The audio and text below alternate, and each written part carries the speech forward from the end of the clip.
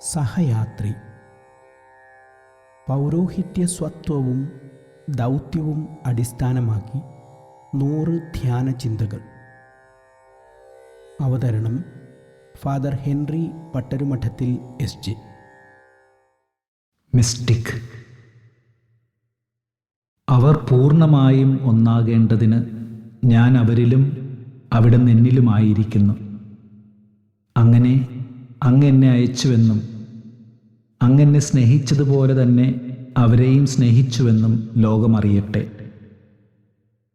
യോഹന്നാൻ 17:23. പുരോഹിതൻ മിസ്റ്റിക് അനുഭൂതിയിൽ ജീവിക്കുന്നവനാണ്. നിശബ്ദതയുടെയും പ്രാർത്ഥനയുടെയും ധ്യാനത്തിൻ്റെയും ആഴങ്ങളിലൂടെ ദിവ്യത അനുഭവിച്ചറിയാൻ അവന് കഴിയുന്നു. ദൈവികതയിൽ ലയിച്ചു ചേരാൻ അവൻ്റെ ആത്മാവ് ദാഹിക്കുന്നു. പലപ്പോഴും ദീർഘനേരം അത്തരം അനുഭവത്തിലായിരിക്കാൻ ദൈവം അവന് കൃപ നൽകിയിരിക്കുന്നു. ദൈവത്തിൽ മാത്രം കണ്ണുകൾ ഉറപ്പിച്ചാണ് അവൻ്റെ യാത്ര. എന്തിലും ഏതിലും ദൈവത്തിൻ്റെ സാന്നിധ്യവും സ്പർശവും അവൻ അനുഭവിക്കുന്നു. പ്രപഞ്ചത്തിലെ ഓരോ യാഥാർത്ഥ്യത്തിലും നിറഞ്ഞു നിൽക്കുന്ന ദൈവിക സാന്നിധ്യം തൊട്ടറിയുന്ന പുരോഹിതൻ ദിവ്യഭാവത്തോടെയാണ് എല്ലാത്തിനെയും കാണുകയും സ്വീകരിക്കുകയും ചെയ്യുന്നത്. മറ്റുള്ളവർ സാധാരണം എന്ന് കരുതുന്ന പലതിലും അവൻ അദ്ഭുതവും അസാധാരണത്വവും തിരിച്ചറിയുന്നു. എല്ലാ സൃഷ്ടവസ്തുക്കളിലും അവന് ബന്ധുത്വവും സാഹോദര്യവും അനുഭവപ്പെടുന്നു. ഒഴുകുന്ന പുഴയും വിരിയുന്ന പൂവും ചിരിക്കുന്ന കുഞ്ഞുമെല്ലാം അവന് ദൈവാനുഭവത്തിൻ്റെ സ്രോതസ്സുകളാണ്. സൂര്യനും ചന്ദ്രനും നക്ഷത്രങ്ങളും ആകാശവും ഭൂമിയും വായുവും ജലവും അഗ്നിയുമെല്ലാം ദിവ്യാത്ഭുതങ്ങളാണ്.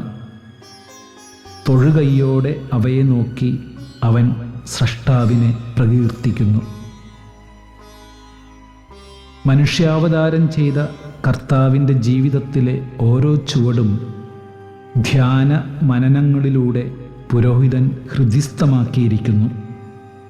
ചില സമയത്ത് എല്ലാം മറന്നിരുന്ന് ഒരു മനുഷ്യവ്യക്തിയോടെന്ന പോലെ അവൻ യേശുവുമായി സംഭാഷണത്തിലേർപ്പെടുന്നു. അത്തരം സംഭാഷണം അവിടുത്തെ അമ്മയോടും വിശുദ്ധരോടും അവൻ നടത്താറുണ്ട്. തനിക്ക് ദൈവവുമായുള്ള ആബ-പുത്ര ബന്ധത്തിൻ്റെ ആഴമറിയാനും അതിൻ്റെ മാധുര്യം നുകരാനുമുള്ള അനുഗ്രഹം നാഥൻ അവന് സമ്മാനിക്കാറുണ്ട്. അവിടുന്ന് ശരീരത്തിൽ അനുഭവിച്ച പീഡകളും വേദനകളും ചില സമയങ്ങളിൽ അവനും അനുഭവപ്പെടുന്നു. അവിടുത്തെ പീഡാനുഭവത്തിൻ്റെയും മരണത്തിൻ്റെയും മായാത്ത മുദ്ര അവൻ്റെ ഹൃദയത്തിൽ പതിഞ്ഞിരിക്കുന്നു.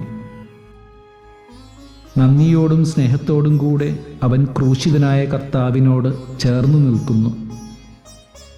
ഉത്ഥിതനായ കർത്താവ് ഇമ്മാനുവൽ, ദൈവം നമ്മോടുകൂടെ, ആ അനുഭവം പകർന്നുകൊണ്ട് സഹയാത്രിയായി എപ്പോഴുമുണ്ടെന്ന് അവൻ വിശ്വസിക്കുകയും അനുഭവിക്കുകയും ചെയ്യുന്നു.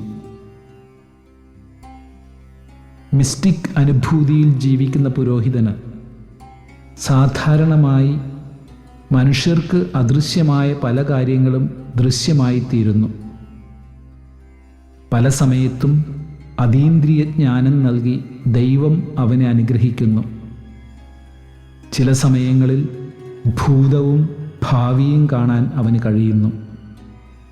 ദർശനങ്ങളും വ്യാഖ്യാനങ്ങളും സാധ്യമാകുന്നു. ആളുകൾ അവൻ്റെ അടുത്ത് വരികയും തങ്ങളുടെ ജീവിതാനുഭവങ്ങൾ അവനുമായി പങ്കുവയ്ക്കുകയും അവൻ്റെ പ്രാർത്ഥനകളും നിർദ്ദേശങ്ങളും സ്വീകരിക്കുകയും ചെയ്യുന്നു.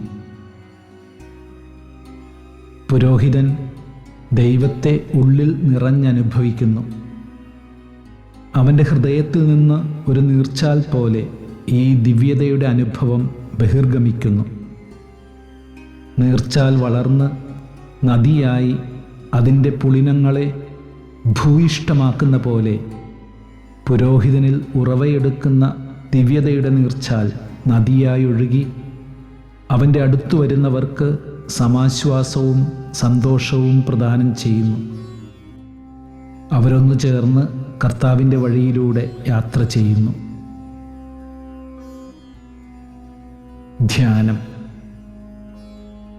സ്വസ്ഥമായിരുന്ന് ദൈവം എൻ്റെ ജീവിതത്തിൽ ചെയ്ത എല്ലാ നന്മകളും അനുഗ്രഹങ്ങളും ഓർത്ത് അവിടുത്തെ സ്തുതിക്കുകയും അവിടത്തേക്ക് നന്ദി പറയുകയും ചെയ്യുക.